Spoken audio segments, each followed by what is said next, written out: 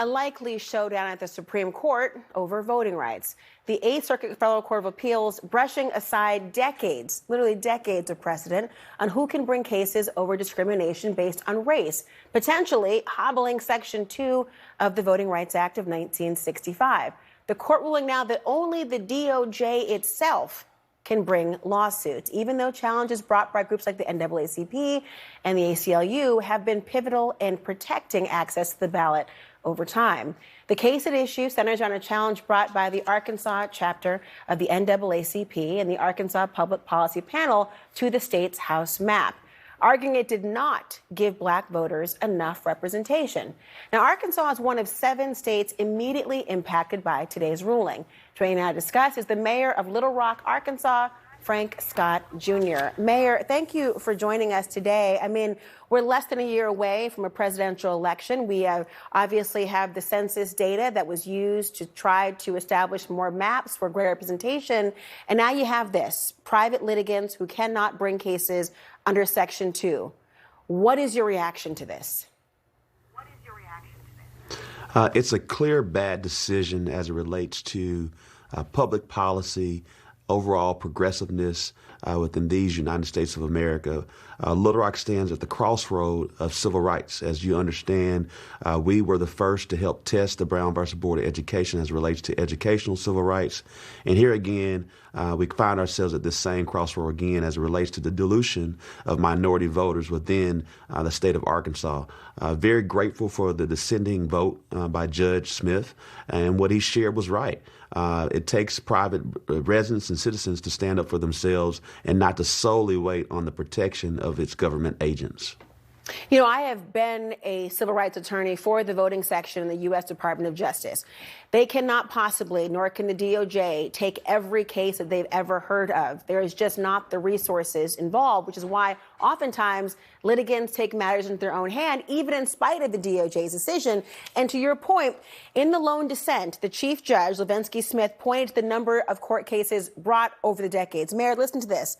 He said, quote, over the past 40 years, there have been at least 182 successful Section 2 cases. And of those 182 cases, only 15 were brought solely by the Attorney General. And so if that means 15 out of 182, I won't do the math at 11 o'clock at night, but that means that there was a lot of success in spite of and instead of the DOJ. Now that goes away. Well, what you have right now is the continual assault against the voices of the people. We're here today because we have legislative packing, and some would say cracking as well, as it relates to the dilution of the vote. That's the reason why we're here. We also understand that Judge Rodolfo Lewinsky as well stated that there were clear criticisms as it relates to the dilution of those voters. However, he's definitely focused on Section 2, and that's the reason why we're also here today. But again, as Judge Smith said, we should not solely rely upon the government agents. We have to rely upon also the private citizens for right of action. And that's the hallmark of the pillars that built the wall of civil rights. Because of the NAACP, because of the Big Six, they worked to ensure that we had a right to vote and that we had a voice and a seat at the table, and that should not be taking a step backwards.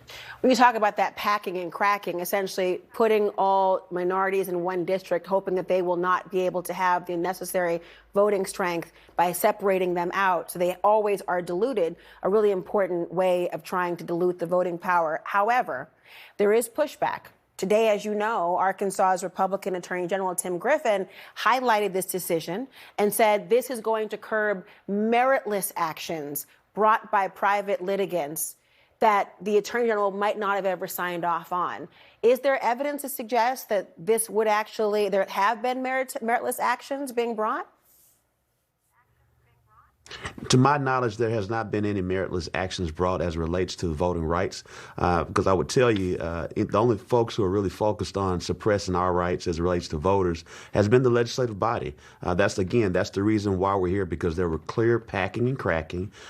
For instance, even in my particular district, I've been split in two just by mere interstate at the point in time. And so we know this to be true. That's the reason why we are here.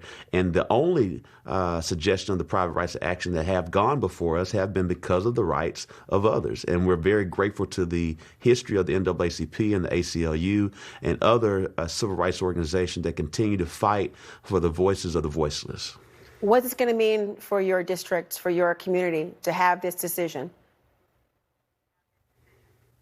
Well, I think what it means for us is to understand that what's recently happened in Alabama is very pivotal to continuing forward the movement of the Voters' Right Act.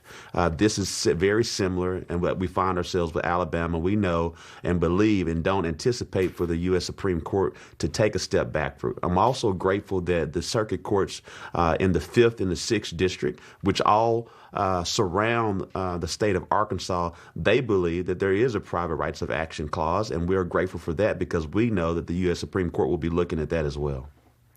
Mayor Frank Scott Jr., thank you so much for joining us today. This is a very nuanced issue. However, it seems very clear to many who've been looking at this litigating for quite some time. Thank you so much.